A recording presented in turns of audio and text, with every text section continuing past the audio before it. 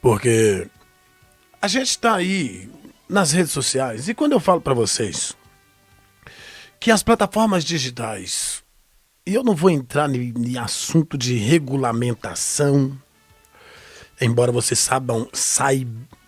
sabem que eu sou a favor disso, porque eu sou profissional. Não vou entrar nesse assunto, não vou entrar no assunto de opinião, mas eu quero chamar atenção para uma situação que me incomoda muito, que é a rede social ter dado voz para todo mundo de forma muito aberta. Porque você vê alguns, eu lá ia chamar de profissionais, mas nunca foram. Quando esses trabalhavam em TVs e não tinham espaço no YouTube, eles eram polidos. Só que na verdade eles eram falsos e hipócritas. Porque agora que tem a liberdade, que não é liberdade, é libertinagem de expressão, eles falam cada tipo de coisa relacionada às pessoas que acaba... E isso estende também a pessoas que usam do seu anonimato para ferir, para agredir, para menosprezar, para diminuir, para achincalhar, para tripudiar, para estar sempre acima do outro. Usa o telefone ali nos comentários, atrás da... anonimamente. Eles são anônimos, a gente às vezes nem sabe se de fato essas pessoas têm os nomes de registro que eles colocam ali no seu perfil. E eles utilizam, cara, como se fossem os gideões da última hora. E aí eles simplesmente destroem a reputação das pessoas e não querem saber se vai haver uma repercussão, se vai existir algum tipo de efeito colateral. E se houver o efeito colateral, que se exploda quem está do outro lado. E é isso. Não tem barreira, não tem filtro. Não tem empatia. Não tem solidariedade. Não, nada disso. Ele desconhece todas as vertentes de definição dessas palavras que eu, por hora, utilizei. Aí, você pega um cruzeirense, um cara que diz torcer cruzeirense, um escambau, um cara que diz torcer pelo Cruzeiro, que por causa de um lance ou uma atuação de um jogador que veste a camisa do clube e que é o principal jogador da instituição no sistema defensivo, no setor de defesa, que faz uma campanha brilhante, que ajuda o time a conquistar uma classificação complicadíssima em cima do maior rival para elevar o ego dele. E que esse mesmo camarada que tá ali, né, arregaçando com esse cara que veste a camisa do Cruzeiro, nem gosta de torcer pela seleção brasileira. Aí é que tá, aí é que entra a hipocrisia mor, a mãe de todas as hipocrisias. Porque o cara não, ele diz, né, só que na verdade ele torce, ele finge não torcer pela seleção brasileira porque ele é momentâneo. E esse tipo fez a mesma coisa com o Cruzeiro, tá? Esse tipinho aí, que por enquanto eu tô falando de quem veste a camisa do Cruzeiro e a rota que é cabuloso, que é cruzeirense, que pá e tal, e mata, frita, come, mentira. Ele fez a mesma coisa. Você que não torce pela seleção brasileira, é seu direito não torcer. Embora eu discorde demais de você, porque nós não estamos falando de um clube do coração, nós estamos falando de uma camisa que representa a pátria, e aí é sua escolha, é seu direito. Eu só vou discordar e acho que você é um babaca e tá tudo certo. E você pode achar que eu também sou um babaca e tá tudo certo também. Não vai mudar nada. Por eu achar que você é um babaca, você pode achar que eu sou um babaca. E não tem problema, né? Vamos trocando babaquices. Porque esse tipo aí, quando o Cruzeiro passou pela situação que passou, e aí eu vou falar uma parada aqui que ninguém me contou não, tá? Que eu vi, que eu ouvi, que eu li, de pessoas mandando mensagem do meu ciclo. E não é meu ciclo de amizade não, irmão. Meu ciclo de amizade é desse tamanho aqui, ó. do meu ciclo de convivência social, esportiva em especial, me mandar mensagem e falar assim: perdi a identificação com o Cruzeiro. Eu vi pessoas falando. Eu não tô falando de uma, de duas pessoas, não, gente. Eu tô falando de muita gente. Eu tô falando de muita gente. De muita gente. Que ele vinha, que veio a público, não a público, né? Internamente.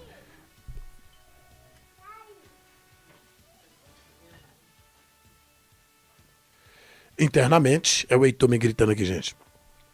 Que veio internamente me mandar mensagem, falar: eu não vou mexer com futebol mais, não. Eu não vou. Esse negócio de Cruzeiro me cansou. Pra mim já deu tudo que tinha que dar. Quando o Ronaldo começou a fazer os cortes e mandar o ex-goleiro embora e aquela organização necessária, essas pessoas vieram aqui em mim, pessoalmente, porque eu sempre tive os grupos de WhatsApp e elas falavam assim: eu perdi a identificação com o Cruzeiro. E aí, inclusive, né, entra dentro de uma questão que eu escutei ontem, com uma babaquice sem tamanho. Eu perdi a identificação com o Cruzeiro porque o Ronaldo não sabe o tamanho do Cruzeiro. Porque o Ronaldo não sabe o tamanho do Cruzeiro, porque o Cruzeiro é muito grande e ele não entendeu isso. Então eu perdi a empatia pelo time, eu não quero mais torcer, eu não vou mexer mais com futebol. Só que agora, eles estão falando assim: ser Cruzeiro é bom demais. Cabuloso. Eu sou cabuloso. Eu torço pelo Cruzeiro. Eu sempre fui cruzeirense. Não, eu sei que você não é. Eu sei. Eu relevo, não falo deles, converso com eles. Respondo algumas mensagens, inclusive, porque tudo bem, é opção dele. Só que eu sei que ele é um hipócrita. E aí, isso estende também a essa galerinha aí que fica falando da seleção brasileira. Porque quando a seleção brasileira ganhar uma Copa do Mundo, porque isso vai acontecer, ele vai agir como se ele nunca cagou pela boca em relação à seleção brasileira. E aí, você pega um jogador como o Fabrício Bruno, que veste a camisa da seleção brasileira. A seleção brasileira que está passando pelo mesmo processo que o Cruzeiro passou. Mesma coisa. Só não posso garantir no que diz respeito à direção, à gestão. Não posso garantir. Porque se esse camarada que está à frente da seleção brasileira hoje, se ele que está à frente da seleção brasileira hoje, se ele continuar fazendo o que ele começou a fazer, ele de fato vai mexer na CBF e vai mudar as coisas. E aí o Cruzeiro, para ele voltar aos trilhos, tecnicamente, primeiro teve o Ronaldo vir e arrumar toda a bagunça que estava dentro do Cruzeiro. E depois buscaram um técnico estrangeiro, no caso o Leonardo Jardim, para poder impregnar tudo aquilo que precisa ser impregnado no clube para o clube voltar para o eixo. E aí o Brasil, a seleção brasileira, foi lá fora e buscou o Carlo Ancelotti, que é o maior treinador do planeta, colocou ele à frente da seleção brasileira. O nosso presidente ladrão caiu, entrou outro presidente, e agora o cara tá lá assumindo a parada e tá começando a mexer no futebol brasileiro, que não é fácil, porque é muito conluio, é muita corrupção, é muito dinheiro, é muita gente envolvida, são muitas pessoas que recebem, que pagam, e aí é muito difícil, né? Se o cara não tiver cercado de uma equipe, como o Ronaldo fez aqui no Cruzeiro, cercado de uma equipe, aí o que vai dar certo? Nada vai dar certo. Então ele precisa estar cercado de uma equipe de pessoas não corruptas, de pessoas que sabem trabalhar, que querem trabalhar e tal. E aí o Brasil tem 6 jogos, né? Tá começando a reconstruir-se. Já temos um time, uma cara. O time já tem uma cara. Hoje nós tivemos com o time reserva no segundo tempo. E eu tô falando aqui pra quem gosta da seleção brasileira. Quem não gosta, tá tudo bem também. Se quiser escutar, escuta. Se não quiser, tá tudo certo. Porque envolve diretamente um jogador do Cruzeiro. E eu vivo batendo na tecla. É importante ter jogadores do Cruzeiro na seleção brasileira. Valoriza o cara, valoriza a marca, valoriza o clube, valoriza o time, valoriza a instituição. Ajuda o presidente, porque daqui a pouco esses caras começam a olhar diferente para o Cruzeiro e os jogadores do Cruzeiro começam a ser vendidos de forma mais considerável. E isso ajuda o dono do Cruzeiro, porque o dinheiro dele não é infinito, ao contrário do que muita gente sem noção pensa. Ele precisa vender, precisa fazer fluxo de caixa, precisa fazer reposição, precisa pagar salário, precisa pagar bicho, precisa manter o clube, precisa construir, precisa... Né? Aí, o zagueiro do Cruzeiro vai lá e num dia infeliz, um monte de desgraça que já passou pela seleção brasileira e que são endeusados por esses idiotas aí, eu tô falando dos que tem microfone, principalmente os lá da mídia do eixo, que, meu irmão, vocês não perdem por esperar. Vocês não perdem por esperar, né? Porque os projetos vão caminhando e a gente tem voz e nós vamos usar a voz contra vocês. E eu não quero nem saber, irmão. Eu não quero nem saber. Porque se o Fabrício Bruno estivesse vestindo a camisa do... Eu vi um filho do diabo falando que o Fabrício Bruno já não serve mais pra seleção brasileira. Que... Ô, gente, aqui. Sabe qual que é o problema? O imediatismo do torcedor brasileiro. O torcedor brasileiro, ele é imediatista por causa da mídia. Por causa da mídia. Porque se a mídia brasileira soubesse trabalhar, o nosso futebol era muito mais saudável. O nosso futebol tinha muito mais longevidade. Nós não teríamos perdido as nossas características. Nós não teríamos perdido a nossa credibilidade, que agora que está sendo resgatada novamente lá fora. Não teríamos perdido. Porque esses camaradas que não têm um pingo de pudor jornalístico, não tem um pingo de pudor jornalístico, vem a público e infla o torcedor. Se o Fabrício Bruno tivesse vestido... Sabe por que esse desespero todo e a tentativa de cortar o Fabrício Bruno da seleção brasileira? Porque nenhum dos dois grandíssimos zagueiros do Flamengo tá lá. Ah, mas é porque tá testando. Uai, tá testando sem eles? Por que não tá testando? Por que tá testando sem eles? É porque eles já estão garantidos na Copa? Não, e eles sabem disso. Então, se o Fabrício Bruno tivesse lá... Aí, na boa? Na boa? Se o Fabrício Bruno tivesse vestindo a camisa do Flamengo, e eu nem vou falar do Palmeiras, não, porque o Palmeiras é chacota. O Palmeiras, ele tá ali, e daqui a pouco ele não tá mais. Daqui a pouco ele não tá mais. É só a bruxa do 71 sair da frente, que ele já não tá mais, ninguém olha mais pra ele, porque é isso. Porque é isso, sempre foi, e não vai ser diferente agora. Eu tenho dúvida nenhuma do que eu tô falando aqui. Se o Fabrício Bruno ainda estivesse no Flamengo, irmão, não, isso é normal, isso acontece. Aponta a falha técnica do Fabrício Bruno naquele lance. Nós não, como cruzeirenses, nós não podemos romantizar o erro do Fabrício Bruno, porque foi grotesco. Grotesco. Ele com a bola dominada, ele conseguiu ser enganado pelo tempo da bola dominada com dois jogadores em cima dele se aproximando. Ele escorregou. Me mostra o erro técnico ali. Para o grande entendedor da parada toda aí. Me mostra o erro técnico. Não teve. Não teve erro técnico. Ah, mas ele fez um gol contra. Me mostra o erro. Ah, ele poderia ter feito um outro gesto técnico. Me fala qual? Me fala qual? Me fala qual? O outro gesto técnico que ele poderia ter feito para que ele pudesse rebotear aquela bola para fora da área. Me fala qual? Hã? Não tem argumento, porque não teve erro técnico. Houve infelicidade. Nós não podemos romantizar. Agora, querer crucificar o camarada, irmão. Querer crucificar o camarada, o melhor zagueiro atuando no Brasil. Ah, o melhor zagueiro atuando no Brasil, me mostra o contrário.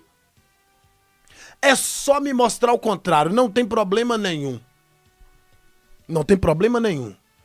Assim como o meu ídolo Big falou hoje mais cedo, eu replico aqui. O Júlio César falhando grotescamente no jogo contra a Holanda.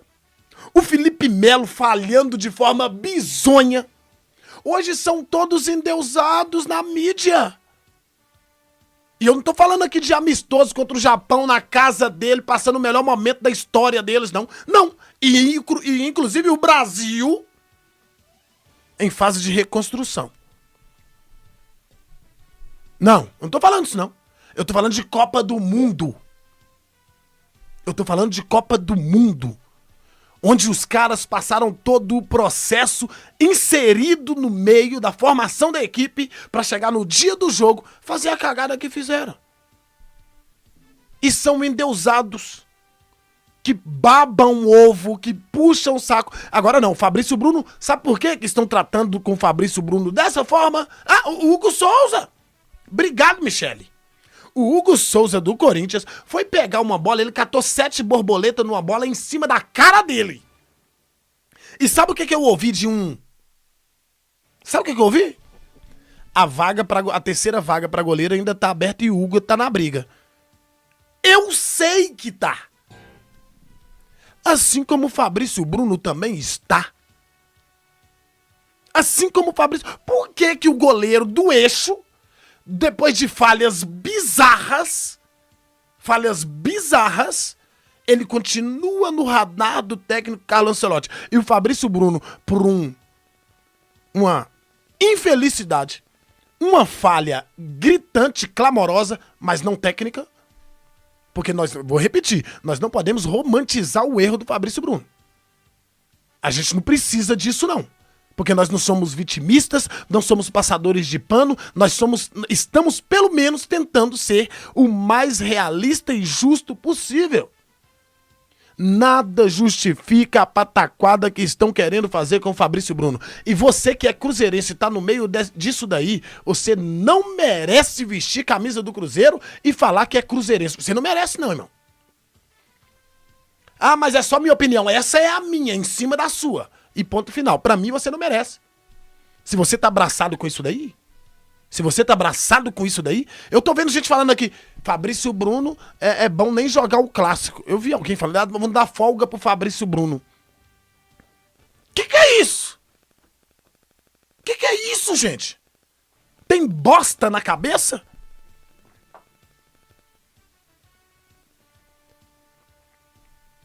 Tem bosta na cabeça? Nós estamos falando do melhor zagueiro do Brasil, que não falhou tecnicamente.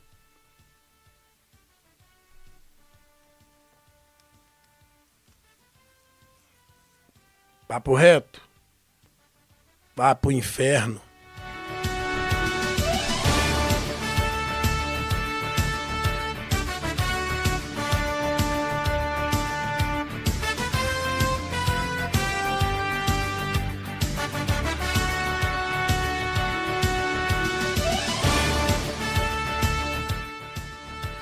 Se você não apoia incondicionalmente o Fabrício Bruno, você não merece o respeito de ninguém. E ponto final. E ponto final. Poucas ideias. Era isso que eu queria falar. Falei. Beleza? Beleza? Porque se você ficar deixando aí os outros ficar falando mal, se você ficar bancando aí os outros falando mal de jogador que vai, porque se tem uma coisa que essa galerinha da internet aí que diz torcer pelo Cruzeiro gosta de fazer, é menosprezar os seus e exaltar os dos outros.